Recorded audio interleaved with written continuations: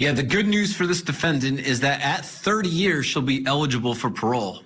The bad news for this defendant is that the parole system heavily factors in the victim impact statements.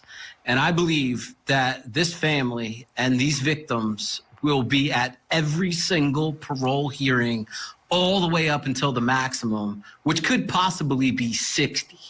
So the range is here for the parole board now. And the judge followed the recommendations. And we see it in the state system.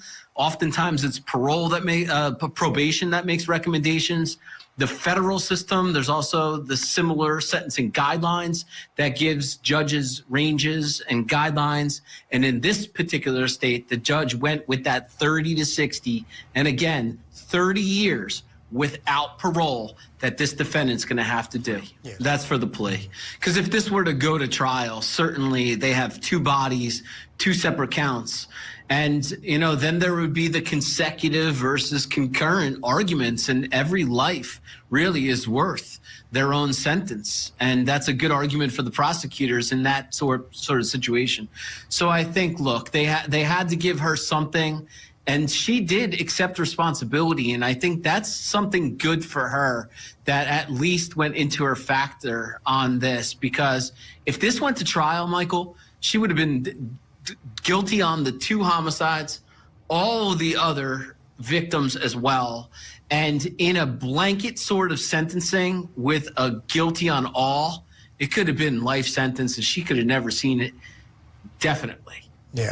Yeah, I would have to agree. I think maybe this one might have worked out for both sides, but maybe not so much for the family, David, because that nolo contendere, the nolo contendere plea, that no contest plea, a couple of them mentioned, David, that they didn't feel closure. Matter of fact, they called her a coward for taking that plea.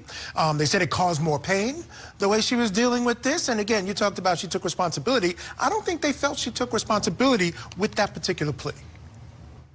Yeah, when I say she took responsibility, I mean, she could have went to trial. And then she at least, took a plea deal, and yeah, it was nolo contendere.